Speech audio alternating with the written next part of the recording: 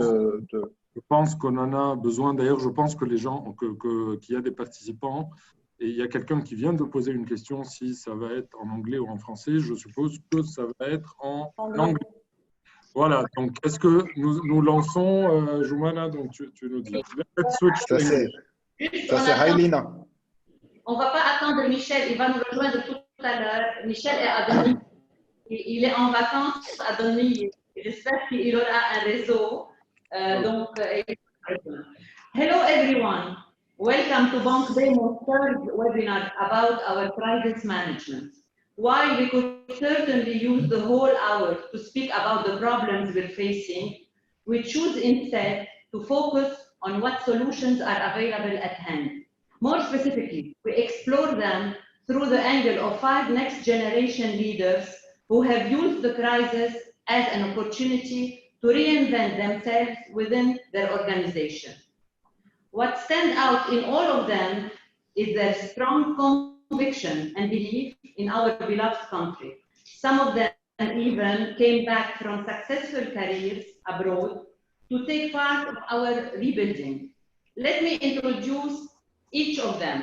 Albert Kostanian is an economist and an expert in strategy. He is also the content producer and host of Vision 2030, a leading TV show on LBCI. Albert has founded also and is heading the Beirut office of Archer D. Little, a world premier strategy consulting firm. And Albert also established a boutique advisory, Lebanon Consult, active in M&A and corporate finance project. He is a senior policy fellow at the American University, co-founder of Les Plus Beaux Villages du Liban. He holds a BA in economics from the St. Joseph University and MS from the HEC School in Paris. Michel Helou, who is with us now. Michel, hello, Michel, from the New Year. Hello. Okay. He's the executive director since January 2016. Previously, he was a strategy consultant with Banque BEMO based in Dubai and covering the Middle East. Michel holds an MS in management from HEC Paris and MS in economics from Bocconi University in Milan. Joanne Sarraf Chehab is Malia Holding CEO since January 2016. She is a founding member of Jean et Charlotte Sarraf Foundation and a board member of several organizations, Untitled Chapter. Joanne holds a BA in economics from St. Joseph University and an MA from ESSEC. Obegi, CEO of Wadi Akhdar and CEO of Obegi Group SA, Bachelor in Mathematics from Dauphine University, France, Master in Management from ESAB, Spain, and International Management from the CMES Alliance, Kyoto University, Japan. Founded and managed in France a tech startup, Choki, which was acquired in 2019. Previously worked in sales for Dropbox Ireland. Roger Zaccar, board member of commercial insurance and founder of Comin. He currently leads the development of the company with new product offering and a special focus on geographical expansion. Roger also is a founding member of the Family Business Network 11th chapter and a knight within the Order of Malta. Roger is a Harvard alumni graduate, OPM class of 2016, and is a Singularity University alumna. And now I will give the floor to Riad Obegi, chairman of Banque BEMO. He might be a few years older than the next gen, but however he is, as the song says, forever young. Please, the floor is yours, Dr. Obegi.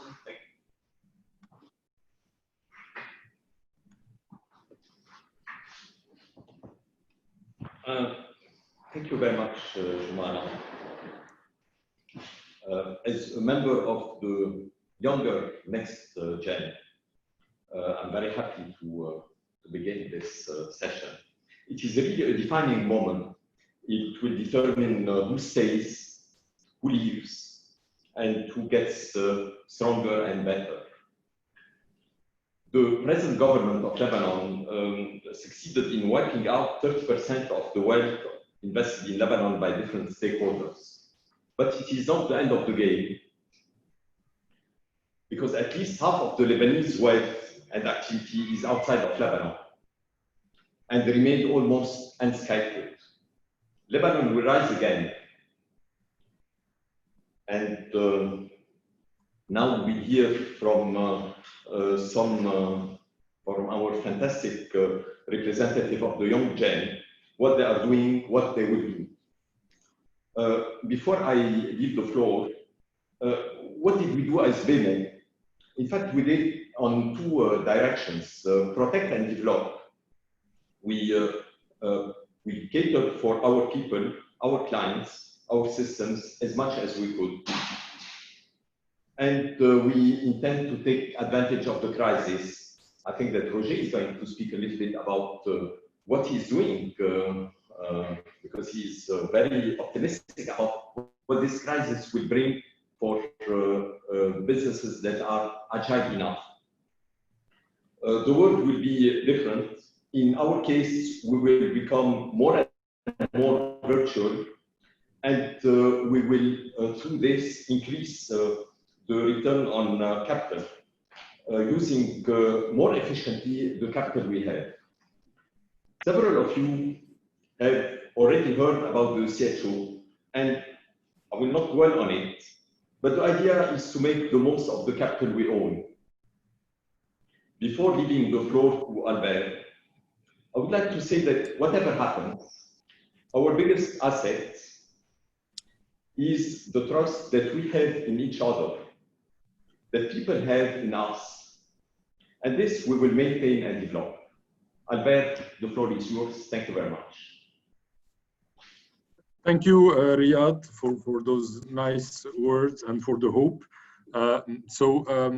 Also, I'll share my experience. I plan to give more a macro economic like vision as a roadmap for solutions. But I'll start also with personal experience, as I believe this is required, and it's one of the reasons that we are in this panel.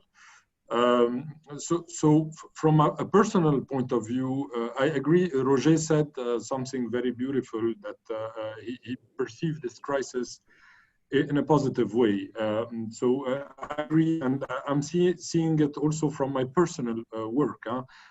So when you work in merger and acquisition and restructuring of corporation, it was very, very difficult the past years in Lebanon to create that market, because Lebanon was quite a closed market with people that invested their money only in the banks. So it was a rent-seeking economy.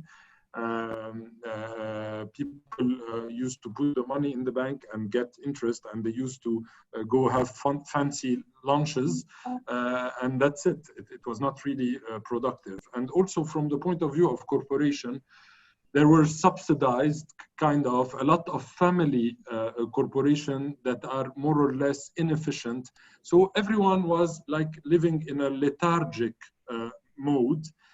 And this was completely disrupted by the crisis. And since then, I'm seeing the birth of an economy, because before it wasn't an economy, it was a rent-seeking, une économie de rente. So today there is an economy. So people that have funds or wealth are having headaches on where to invest, which is a positive headache, because obviously you will seek efficiency, you will seek growth, and you will seek an underlying creation of value, not just rent. And people also who, so there is demand today for investment, and there is money to be invested in a productive cycle. And also from the other part of the table, you have companies that were making like 4 or 5% positive result, and that were happy with it and having a good lifestyle, that are now negative because they don't have access to raw material anymore, because the dollar is becoming a scarce resource. The whole business model is disrupted. So those people are also looking for ways to be efficient and to turn themselves to export and to have sound governance. So I have absolutely nothing against family corporation, which are really the pillar of the Lebanese economy and many economies around the world. Specifically, for example, Germany is built around family businesses. But a good family business must have good or proper governance, efficiency, a vision, an alignment. And today I'm seeing the birth of that. So this is from a personal flavor. So I'm positive, but this will take time. What I wanted to share today is more also what could be the solutions. I don't pretend, of course, to have a solution, but I might have some ideas, and I'll remain in a high-level view just to inspire and to give some ideas. So I believe that this country was built, and I'm speaking a lot about that. So if someone has attended a webinar that I gave in the last few weeks, sorry, because I'm repeating myself, but I believe it's important. This country was built around myth. We have a big mythology, and today I believe those myths are getting destroyed and a new reality is emerging. So the whole business model of the country, I believe, was wrong or wrongly built or unsustainable. And I will speak about 4 of those myths that are quite important for me, that we must completely destroy to have a good economy in 2030 or to have a recovery. So the first one is that Lebanon is a country of services, and it's the one that I hate the most.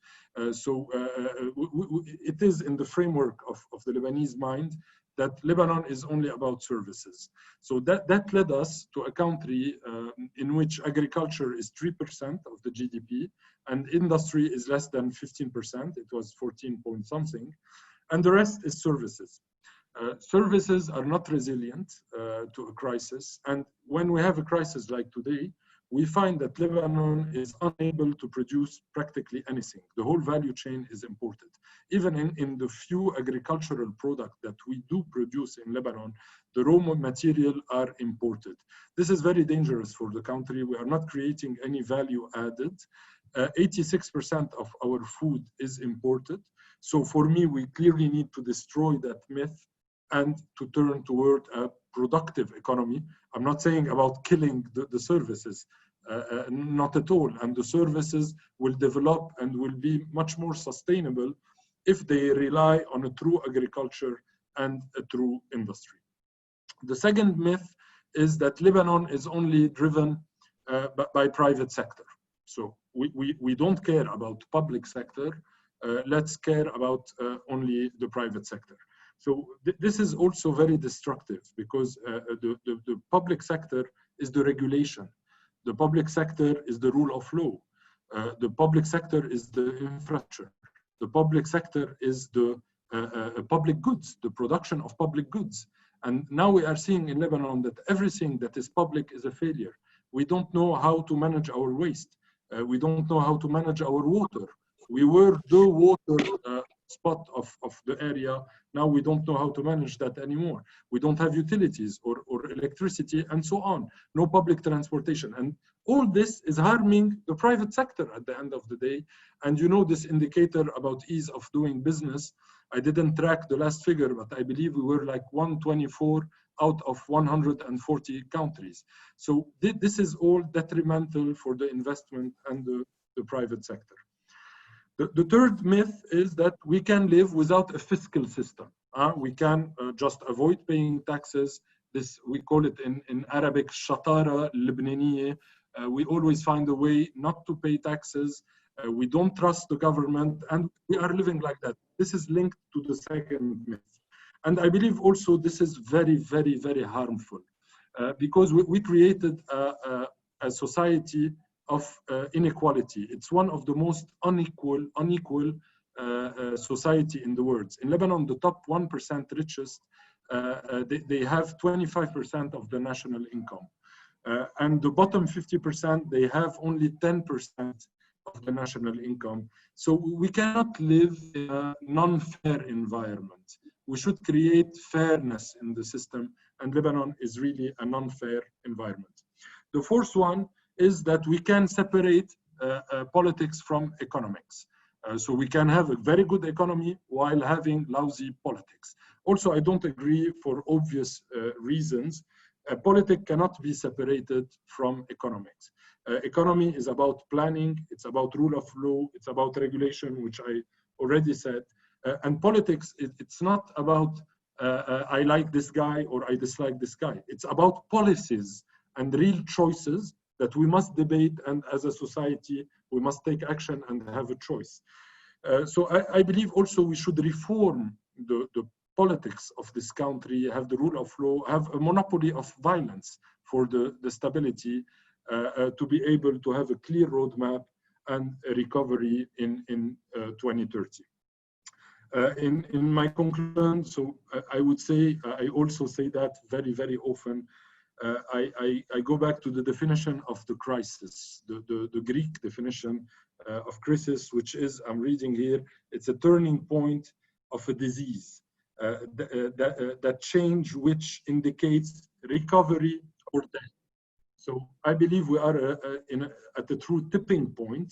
I'm very glad that the crisis, I don't want to be cynical because people are suffering also, but this monster that we have been feeding for years and years and years was, his only destiny was to die.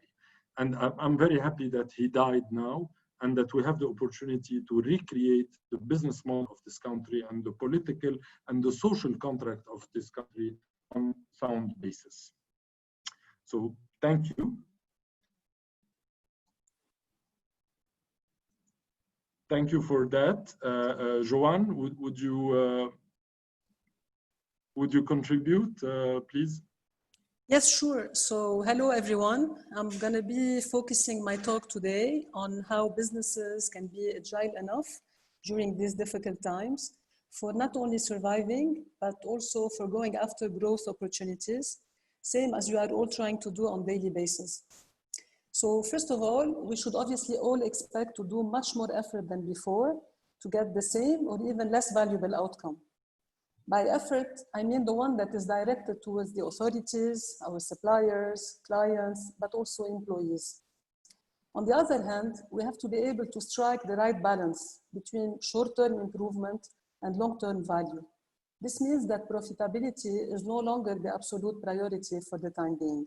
And we should do what it takes to continuously secure employment, timely supply, payments, sales, and collection. So what can we do to immunize our businesses? And what does agility in times of fragility really mean?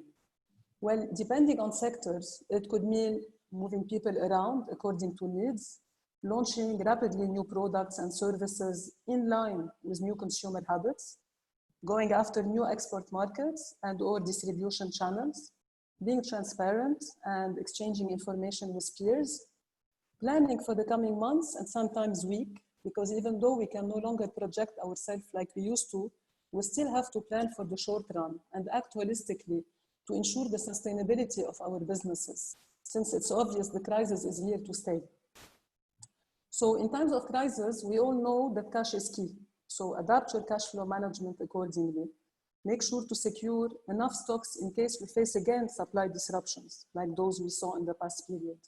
Revise your receivables management policy and exchange your Lebanese pounds as a mitigation step to the devaluation threat. Now, the dollars on hand cannot be used for imports, but can be used to close loans and avoid interest fees, or even better, can be invested in sectors with potential. I mean, bottom line, don't keep money dormant in bank accounts. Another important aspect to consider is lobbying to reverse governmental decisions that have a negative impact on local businesses and that are no longer in line with the situation on hand. And I'm going to give as example how the personal care industrialists worked hand in hand with the Association of Lebanese Industrialists to provide facts and rationale to the Ministry of Economy and Trade to convince them to cancel a decision that forbid the export of sanitizers. So what we did is we presented our case with supportive evidence showing that our capabilities were actually way larger than the local demand, and how export was gonna bring in fresh money, maintain local prices as low as possible, reduce the cost of raw pack material, avoid stock depletion, obviously, because we had excess stock, and even create employment. This means that when we unite and fight with data on hand, we're definitely able to get results. On cost reduction matters, as a business community, we came up recently with the idea of combining the needs of several companies, even if they competed with each other, to source material at optimized conditions. As an example, we did it when we purchased wooden pallets, and we were able to reach substantial savings for all. Well, all this requires a lot of energy, and the most important element of all is going to be the team's mindset, creating for them an atmosphere where proactivity, creativity, two-way communication prevails. Because since in such times, we definitely need to experiment and execute all sorts of initiatives, even if they seem complex to realize. And I mean, ideas can come definitely from those you least expect. These behavioral competencies allow us not only to identify new trends, but also exploit the related opportunities. In our case, we decided to build on our core strengths, the technology field, and on the fact that people were forced to purchase online. I'm obviously referring to the Corona crisis. And in doing so, we made sure to map what shoppers disliked in their previous experiences, and we came up with an offering that addressed their concerns. And this allowed us to exceed expectations in a very short period of time. Now, talking about innovation, we all know it is crucial to differentiate ourselves and offer a plus, so that we could eventually justify the payment of a premium. Lebanese brand suffered for years, but the crisis is giving us a chance to shine. And this is how we can definitely say that we're positive today about what is happening. And we're lucky that the Lebanese consumer is looking to encourage and buy locally manufactured brands. So we're working really hard in our industries to penetrate new categories very fast. And this made us rethink our product development cycle. And we greatly enhanced collaborations with all stakeholders to speed up things to the max without compromising on quality, obviously. As a result, we launched a dozen of new products, some of which grabbed already a substantial market share, certainly because we have the right product mix, but also the fact that we invested on them. I mean, we've been on TV like never before, and this certainly helps a lot.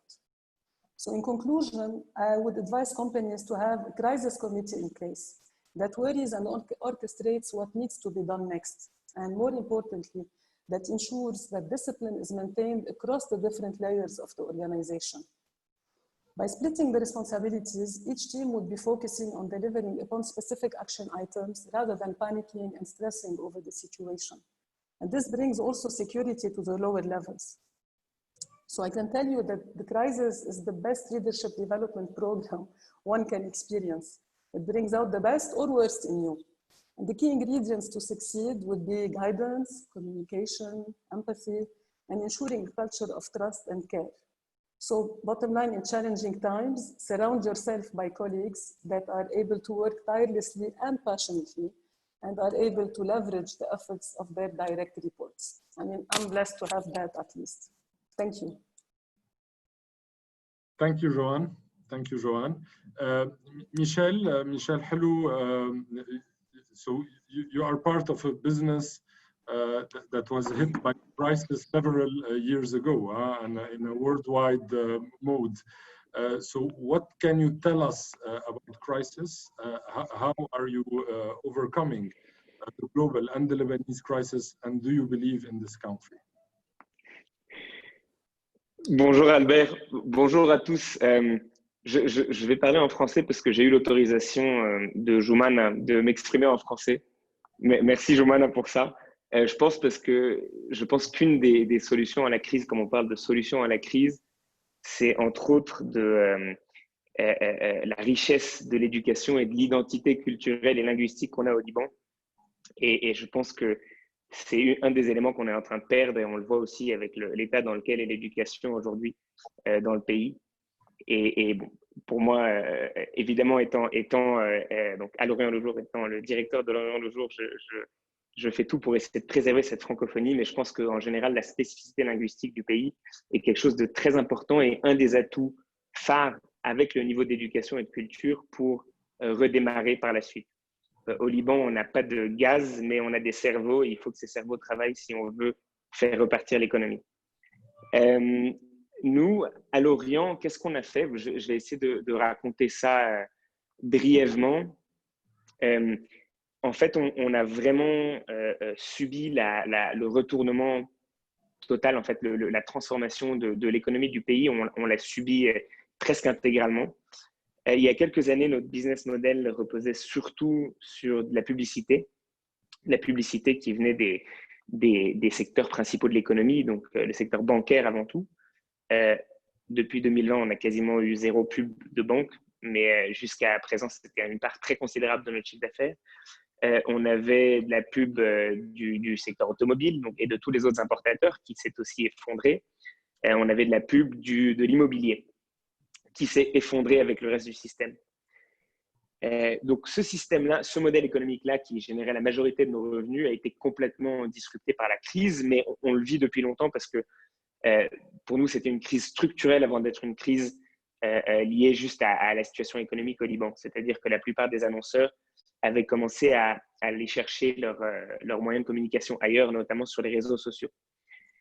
En fait, c'était probablement une chance de vivre ça parce que ça nous a permis de réfléchir dès 2013-2014 à un nouveau modèle économique qui s'est basé beaucoup plus sur le contenu qu'on produit, donc justement sur ce que des cerveaux libanais basés à Beyrouth peuvent produire d'intéressant à raconter, donc vraiment sur le contenu journalistique, le contenu éditorial qu'on pouvait développer. Et donc, on a commencé à pivoter vers un modèle d'abonnement numérique en disant, au lieu que ce soit un modèle B2B où c'est les entreprises libanaises qui nous payent, ben, ça sera un modèle B2C où ce sera les lecteurs libanais du Liban ou de l'étranger qui vont payer leur abonnement et qui vont nous permettre d'être viables et de générer du revenu. Et pourquoi c'est important? Parce qu'en fait, en faisant ça, on s'est aussi retourné vers la diaspora énormément, vu que, étant en français, on a une part très importante de notre lectorat qui est basée en France, des Libanais de France, des Libanais de Montréal, des Libanais de Belgique, etc. En plus des Libanais du Liban, évidemment. Et que donc, par nature, on est devenu une entreprise, une activité à l'export. Et pendant la crise, évidemment, on a tous réalisé que l'export était quelque chose d'essentiel. En fait, cette dévaluation, ça remet un peu les choses dans l'ordre, au sens où on était une économie d'importation parce qu'on vivait au-dessus de nos moyens, avec une livre qui était artificiellement payée, donc artificiellement arrimée au dollar, comme tu le disais, Albert. Et tout ce modèle-là est en train de s'effondrer. Et là, on est un peu forcé à exporter. Et je pense que c'est clairement la seule issue, la seule voie possible pour l'économie libanaise. On ne peut pas être une économie basée uniquement sur des comptes en banque où on a tout l'argent sale de la région pour caricaturer et qui sert du 15% sur les taux d'intérêt. Ça ne marche pas. On a la chance, comme on le disait au début, d'avoir une éducation qui est d'un très bon niveau. On a plein de gens très valables et en plus, on a le côté cerveau, éducation, culture et on a le côté la nature libanaise, l'environnement libanais et donc le potentiel agricole du Liban qui, j'en suis sûr, je pense qu'Henri Obegi nous en parlera après, peut tout à fait peut tout à fait constituer des sources importantes d'exportation pour le Liban. Ça, c'est d'un point de vue un peu générique. Donc, à l'Orient, plus concrètement, depuis 2014, tout notre but, ça a été de pivoter vers un business d'abonnement, donc un business de vente de contenu, principalement à l'export, donc en ciblant la diaspora. À court terme, il a fallu mener des politiques de maîtrise des coûts. Donc, on a été obligé de mettre en place des politiques de réduction de coûts, des plans d'économie qui étaient difficiles à mettre en œuvre. Mais le plus important, c'est qu'à long terme, on a toujours pensé investissement, et je pense que c'est ça le plus important. Et on a eu la chance d'avoir des actionnaires et un board qui réfléchit long terme. Comme on est une entreprise qui n'est pas tout à fait une entreprise capitaliste classique au sens où on ne distribue pas de dividendes, etc. Donc, on pense toujours long terme parce qu'on pense plus à la pérennité de l'institution qu'à la rentabilité court terme. Et donc, depuis 2014, on investit dans la technologie, on recrute, on vient de lancer notre nouveau site web il y a 1 mois. C'était un investissement important puisqu'on a bossé avec des agences de design françaises, des agences, bref, les meilleurs prestataires qu'on pouvait trouver. Et on investit dans les ressources humaines, qui est de loin le plus important pour nous, en recrutant toujours les meilleurs journalistes qu'on arrive à trouver. Et grâce à ça, on a réussi à constituer toute une nouvelle génération de jeunes journalistes qui ont beaucoup de potentiel et qui donc ont permis de monter en gamme le journal et de nous aider dans ce pivot vers l'export. tout ça doit se faire évidemment avec beaucoup d'agilité, comme disait Joanne. Je pense que c'est très, très important de réagir vite et d'être capable de remettre en question, chaque décision qu'on prend et chaque trajectoire qu'on prend. Là, en quelques mois, on a vécu un enchaînement de retournements et de basculements auxquels on ne s'attendait pas du tout. Comme disait justement Joanne, c'est un exercice de leadership development qui est extrêmement utile parce que ça nous apprend à pivoter semaine après semaine, voire jour après jour. Voilà pour l'expérience de Lorient. Parfait. Merci Michel. Henri, Obegi, so you lived abroad and you had a career abroad, founded startup, and you were successful abroad. What brought you back to Lebanon, and why do you believe in this country? Thank you, Albert. It's a bit difficult to talk about Lebanon without getting a bit personal, but I will build up a little bit on what Michel just said. We have a tremendous potential, and we are, and it's not to flatter you or myself, we are amazing people, and the proof is wherever you go, and I'm going to talk a bit about food since I'm now leading the company Wadi Akhdar. You don't see many Syrian restaurants, you don't see many Iraqi restaurants, you don't see many Jordanian restaurants. All the Levanten area are claiming to be to do Lebanese dishes, and we have this aura wherever we go that we are excellent businessmen, that we have a very deep and long culture, long history, that we interact extremely well with different type of culture, and actually we are living proof that 17 or 20 communities can live together peacefully. And I think also the position, the geographical location is extremely interesting because we are, and we know it's right in between the Western and the Arabic world, and we are the only one that can claim this belonging to both cultures. Israelis will struggle much more than us to have the same claim, at least with the Arab world. Coming back to the crisis and coming back to why I came back to Lebanon, so the main reason is because there is a family business, and I feel that this is my home. So if you have to work for someone, or you have to work in a company or in a society, better to do it in a place where you feel that you belong, and in which you feel that your contribution are bringing a little stone to something that is part of your identity. And as for the crisis, it's very difficult to add more than what Joanne said and what Michel said, because it's true. Agility, trust, the team, those are the pillars on which we can build, let's say, some form of response to the constant uncertainty in which we live. Because there is no direct answer that we can have when one week the Lebanese lira can jump by 20%, another week they can close the roads, another week the ports might be closed. We don't know, so there is no strategic plan that can be adopted except having a strong team that has sufficient authority and a good flow of communication to take the appropriate measures when they can and when they have to. If you may allow me, Albert, to add one little thing. Joanne was saying earlier that it's great for investments and that it opens many opportunities. I think that two extremely big opportunities for young managers or young leaders. The first one is that there is a reshuffle of the deck. And when things are going well and you have ideas, it's very difficult for someone who just starts into an organization to promote those ideas and to enforce change. We had this discussion with Michel when we had a drink together, Michel, hello. In big companies, you have, those 50, 60 years old people who have been doing the same thing for the past 20, 30 years. You come with strong ideas. When things are working well, difficult to implement change.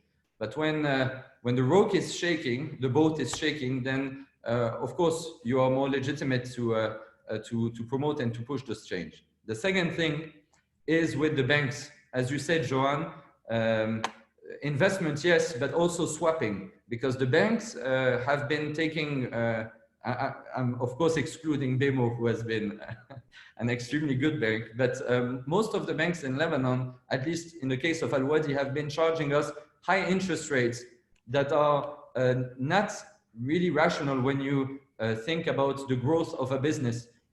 When you have to pay an interest rate that is 10, 11, 12, 15%, it's difficult to have that kind of return on capital in Lebanon, but it is the cost of capital.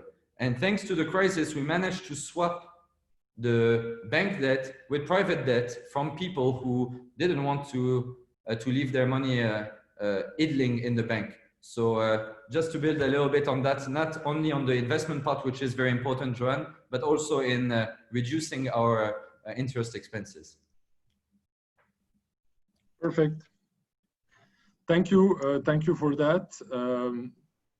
Roger Zaccar, so before we started, you were very vocal about your optimism regarding Lebanon. So could you share with us why you are optimistic? What do you see in this period, and what are the fundamentals that we should build on to recover? Yes, hi everyone. It's very hard to talk after all the panelists. For me, it's a clear opportunity to completely reshape the future. We have been handed a clean slate where whatever corruption was being done in Lebanon, whatever was not working well, whatever people were living as not paying taxes, as taking interest from banks, today have to work. So we had the crisis, and then we had the corona. The corona pushed digitalization. So I'm a very big fan of digitalization. When you put digitalization in any process, you stop corruption, you stop people from doing the wrong things. In every company, we are forced to use whatever digital products are available, whether Zoom, whether WebEx, whether Microsoft Teams. So we were able to shift very quickly from an old economy to a new economy. And this is the way that I see things in the positive and optimistic. In another way, in every crisis, there's an opportunity. Whatever crisis, if we look apart from the crisis, there's an opportunity. The devaluation of the Lebanese lira is an opportunity to sell our production at very cheap prices abroad, where we can have fresh money. It's an opportunity to have tourists coming at very cheap prices in Lebanon and spend their money in Lebanon. It's an opportunity to export our brains or create things in Lebanon and have people employ Lebanese in Lebanon. We have, a lot of you talked about brilliant minds. Those brilliant minds can work out of Lebanon and export their knowledge, their talent all over the specifically GCC area and even though Europe. Plus, we saw a solidarity movement being created among the diaspora, which we really need. I think we have to ride this wave of the diaspora. We have 12 million people which are outside the diaspora, which we never really connected. It's not now a chance for us to connect, and it's now a chance to help sell to the diaspora the brand made in Lebanon. But we have to really work on that. We have to create trust. We have to digitalize. We have to be fair, like Joanne said. We have to be honest. We have to be good to be able to rebuild that brand which is made in Lebanon. Thank you, Roger.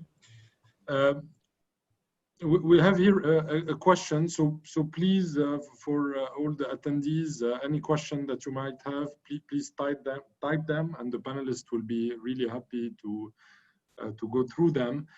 So we have here an interesting question from Nada Chehab, asking about how to involve, in fact, the Lebanese. So up to your point, Roger, how to involve Lebanese abroad, the diaspora.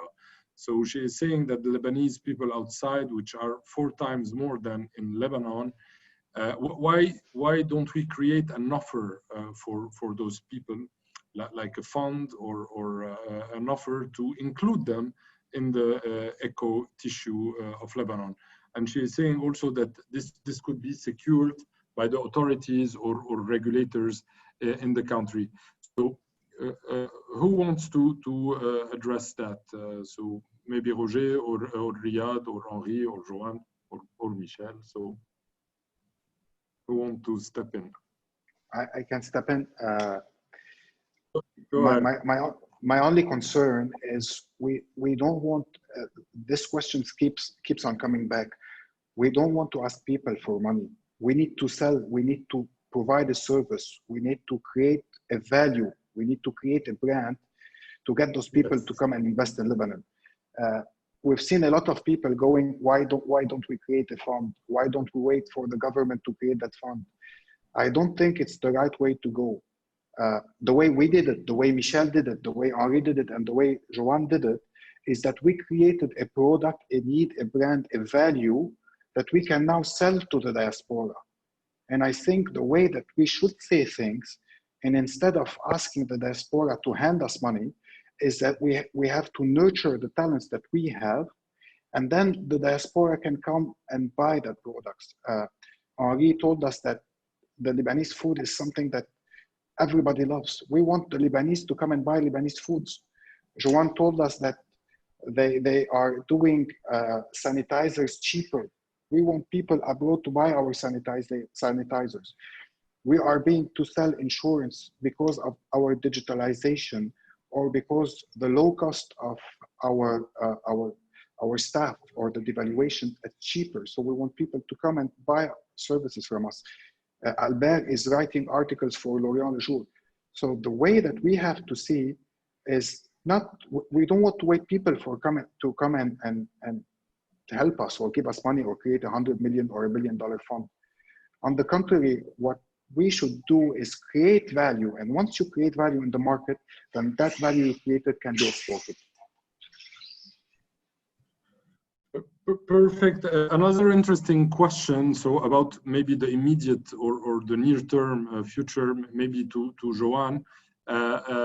So Jean El Khawand is asking that the depression, we are obviously in a depression state today, or in a severe crisis. So how much time will it last? So are we going for 3-4 years of depression, or for an 8-year or between 5 to 8 years cycle? And personally, on our level, we do not foresee that the crisis is going to end very soon. However, because it's not going to end very soon, we need to be reacting properly as of today and putting in place the right measures that will allow our companies to sustain this pressure over the years. So this is why the optimism we are all talking about today as panelists is essential, because instead of stressing on the situation and not thinking about the right solutions, because they might differ from one sector to the other, we need definitely this energy today. So as I was mentioning earlier, we need to have different people in the organization, each one of them thinking of different types of solutions. So some people might be thinking about the macroeconomic environment. Some would be directed towards the financial solutions for the company. Others would be thinking about generating new leads, sales opportunities, others opening new sectors or new markets for the brands and services that you already have in-house. So really, when I talk about practical measures that we today as businesses are putting into practice, rather than just worrying and trying to, I don't know, evaluate how long this might take. So we know it's gonna last, but it's all about really finding the right measures today, as I said, to be able to survive this period and maybe also seize the opportunities that, as I said, today are somehow numerous. Maybe by leveraging and doing some synergies, we might find beautiful opportunities today. Riad, I believe you have a comment on that. I have several comments. First of all, about the myths. You spoke a little bit earlier about one myth that Lebanon is a country built on services and that we have only 3% of the GDP in agriculture. Well, in France, it is only 1.5%, and industry is even less than Lebanon. So France, in that respect, is even more a service country than us.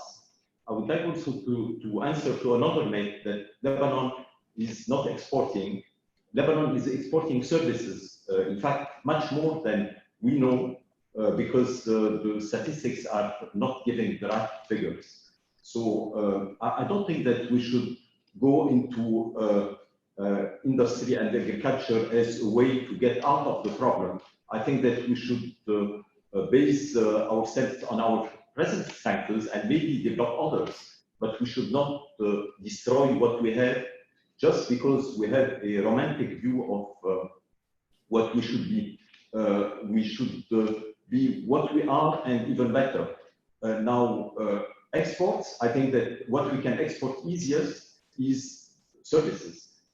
Somebody was asking, can BEMO help in for e-banking or whatever? I don't think it is BEMO only, it is the banks in general. The banks in general, maybe some have made some mistakes, but they are good banks. Lebanese banks are good banks.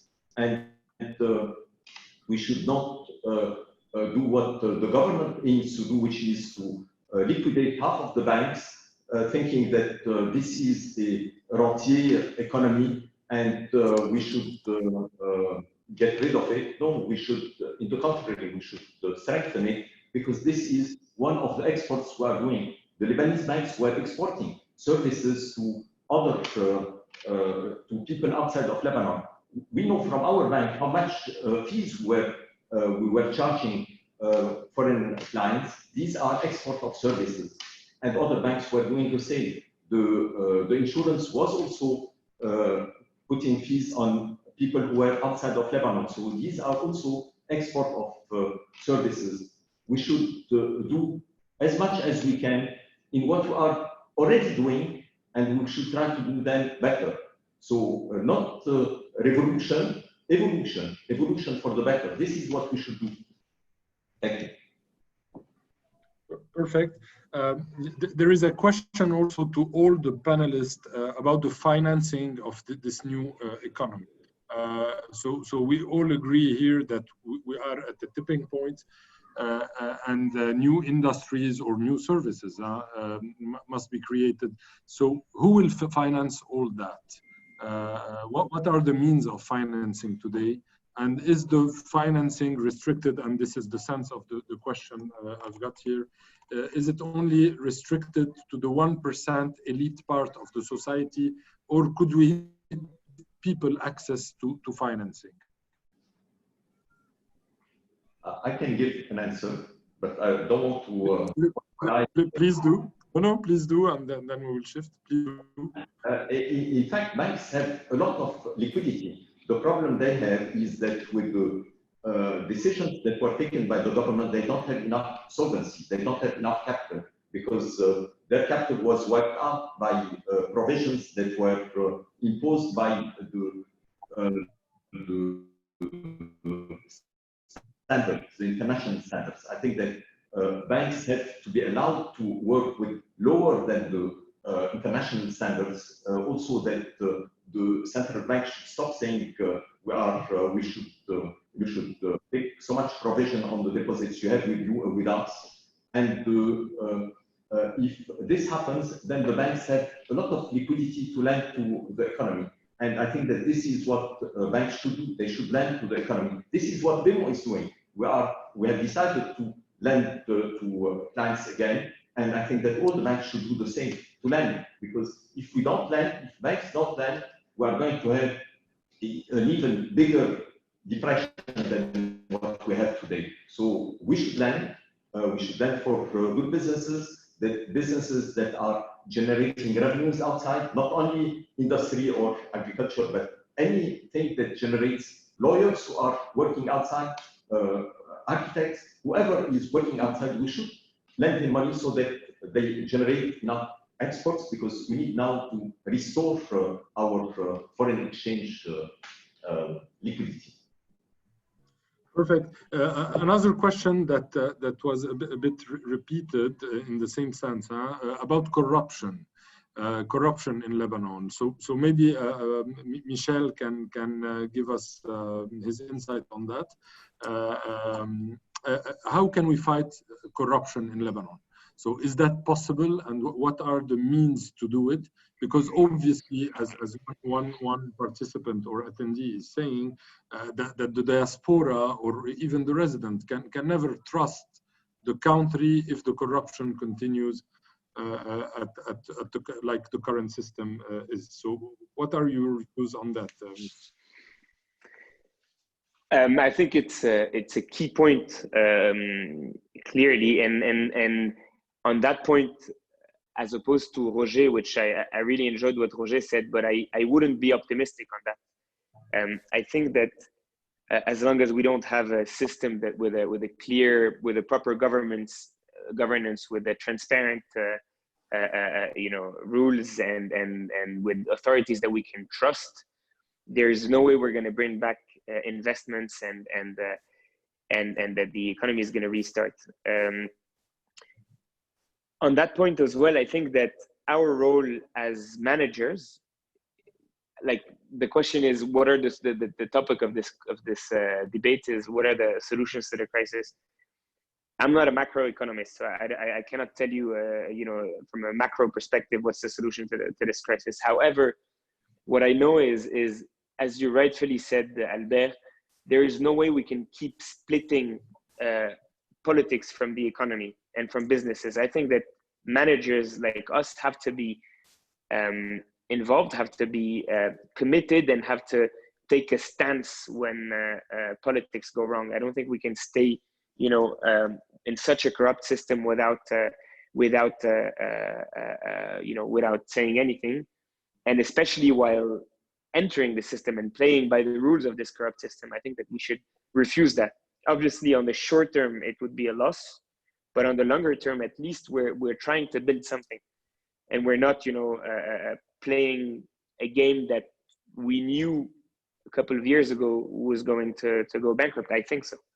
So now, what can we do against corruption? Honestly, I think it's very difficult. I think us as L'Orient le Jour, as a media, we have a role to play, just like much of the other media and TVs, especially also TVs and written press. I think that we should be playing a role. We should be leading, doing more and more investigation, and that's the stance that we're trying to take at L'Orient.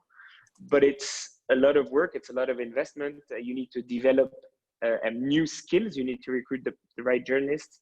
It's very different from the journalism that we used to do before.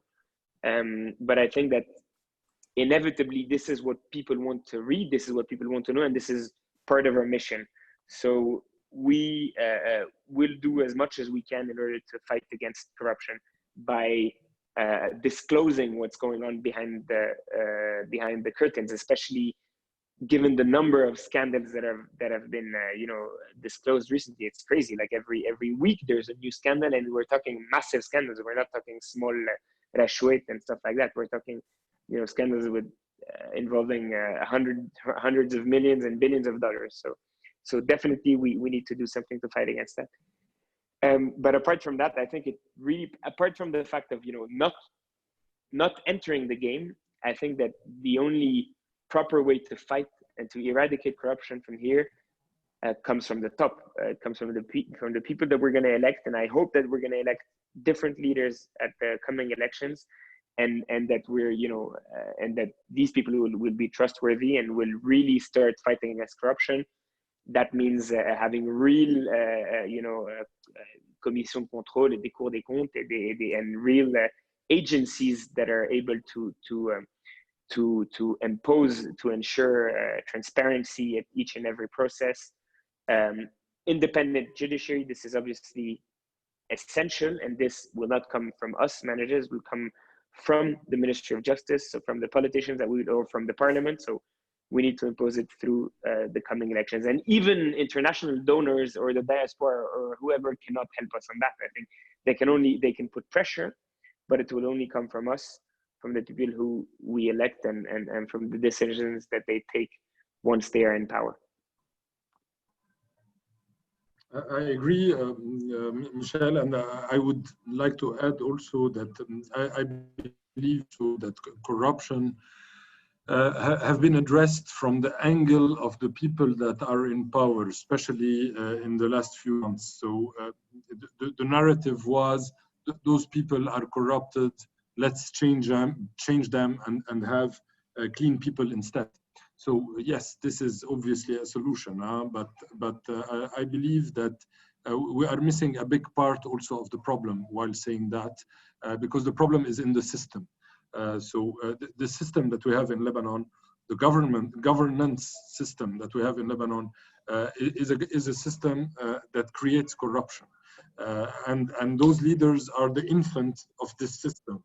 So you cannot have this system and different leaders. This is a very personal point of view. And also I've been following this recent debate about federalism in Lebanon. It was very, very funny because I believe that today we live in a federation. We live in a federation of tribes. And each tribe has a veto power, and the federation isn't proclaimed. But if it isn't proclaimed, like the haircut we are witnessing today, it doesn't mean that it's inexistent. So we live in a federation with central resources and with brokers between so-called citizens that are not citizens and the broker who is the Zaim of the Taifa, who get access to the central resources and whose function is to distribute them to his sect members. So if we don't change the system, I believe it will be very difficult to fight corruption because the system is built like that. So a question also back to maybe economy to Henri. So there is a question about also your personal experience that says, what is your advice to people, educated, young Lebanese people, and God knows that we have many, many educated and successful Lebanese people abroad that maybe are considering to come back to Lebanon. So what would be your advice to push them to return, of course? It's a very difficult question because as of today, we are not the land of opportunity. And it's a shame because I wish people outside and in Lebanon saw Lebanon like the best place to be or to live or to build, to create and to live. And I think what you were both saying, Michel and Albert, is the root of the problem. I'm not talking about corruption, I'm talking about the lack of transparency, the system, and this federation. If we had some form of transparency, and it's not that difficult, I mean, big companies are listed, you have external auditors, we could apply the same basic principle on the budget at the level of the government and at the level of the budget. Because as of today, my advice is, sorry, if you don't have some form of a place to come or place to work in, it's going to be really tough. And it's definitely, especially with the COVID and the devaluation and the continuous changes and the uncertainty on the government, it's definitely not the right move, unfortunately. Unless we, as the people in Lebanon, we manage to somehow change the system in which we live. And it doesn't need to be a big change. It can be a very simple change requesting transparency.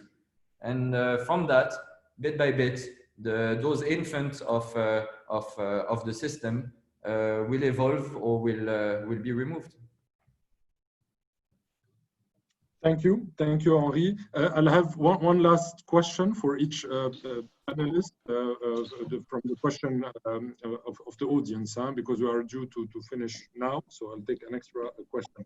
So, Joanne, what are the industries today that you believe that could be the most attractive for investors in Lebanon, given the context of the crisis? Okay, so from my personal experience, I can say that the two sectors actually in which we're active ourselves already in, which is the pharma sector, but also the personal care and detergent one, because we've seen that even in times of crisis, these types of industries are relatively preserved. Other industries also, or sectors, would be the agricultural ones, because it's not only about the agricultural aspect, but also what could follow, meaning the food industry, and then exporting finished products, because there is a major appetite for these types of product abroad. So from my personal experience, these would be the sectors where investors are interested in today. Perfect, thank you. Roger, I want to ask you about the digitalization and the technology. So we had a cycle the last few years in Lebanon where we had a circular, BDL circular 331, and a lot of fuss about innovation and startups. And this didn't really create, it was a positive thing, but it didn't create the digital economy that we aimed for. So what do you think will be changed, and what is the role of Lebanon in the region, in the digital region that is being created at the moment? Okay, just to, for me, digital, I'm a preacher of digitalization. Digitalization is the power to the people. By digitalization, you really give people a voice and power. 331 was a good example. The main issue it failed was that we didn't have any legislation behind it, and it was just about handing money to people where we didn't have any ecosystem ready for it. So it was about giving money too soon to an environment that wasn't able to digest the money, and to a legislation system that was unaware of the digitalization. Citing just a couple of examples, e-banking is not yet legal, digital signature is not yet legal, e-voting is not yet legal. Even when you go, you check your bank account or do an e-transaction, it's not yet legal in Lebanon. Yeah. For me, a very good example that we should learn from is Estonia. Estonia was a destructed country, and Estonia completely rebuilt its economy out of digitalization. Today, if we want to empower, talking about the country, if we want to empower a country, we have to take example, build on what has been existing, and learn from the best practices in the market, such as Estonia or others, integrate them in the government as law, and then at that moment we can empower the people and the people to go on digitalization. One last thing, because I know time is of the essence. Today we have brilliant minds. Lebanese are brilliant, and we have seen it in the way how they are taking their money out of banks. So, and all of our companies have been functioning, although we had Corona lockdown and all that. So I think that today, whatever is going to go digital, we have to encourage it. We have to push our companies, we have to push our people, and we have even to push ourselves to use the digital tools to be able to prepare for the future. And the worst is after that Corona, if we go back to our usual, how do we say, to our usual way of life. Today, Corona gave us an opportunity to embrace technology from the eldest to the youngest, and we are 100 people today on Zoom. This push and embrace of technology should be continued, and we should not go back. It's the only way we can move forward. Thank you, Roger. le mot de la fin, Riad, Obegi. So maybe one question and then an open-ended intervention from your part. So how could the certificat hypothécaire Obegi play a role in solving the crisis? And also, please, your remarks. Thank you for talking about the CHO. It is linked to what I said a little bit earlier, which is we have a huge capital. Let us use this capital more efficiently. This capital, if it can be reinjected into the economy through the banking system, then it allows banks to lend even more. And if they can lend even more, then the economy can move more quickly. And now I would like to come to the end and thank all panelists and all participants. And before I end completely, I think that all is based on trust. So we need to trust each other to be confident, because I think that the main root of our crisis is that we lost our self-confidence. We are not confident anymore. People are saying Lebanon is a bad country. Fortunately, here we have only people who are confident in Lebanon. It is through confidence, through trusting each other, because trust is the main pillar of any life in society. So confidence, trust, self-confidence, self-trust, this is what will take us out from where we are. So thank you again. Thank you, Albert. I leave the number to you. Thank you. Thank you, Riad. So thank you all. Thank you, Henri. Thank you, Roger. Thank you, Michel, Joanne, and Jumana also, obviously, and all the people who organized this webinar. Thank you for all the attendees. We end on a positive note. So I believe that there is a lot to be done, but with good intentions, with vision, and with hard work, because we need all that, we will be able to survive the crisis. And Lebanese are known for their resilience, and they are known to navigate very well in uncertain times. So we have all the assets to succeed. Let's put the goodwill in it. So thank you all. Thank you, Albert. Thank you for all the participants and all the panelists, and hope we will see you in our next webinars with the next generation also. Thank you. Bye-bye. Thank you. Bye-bye. Merci.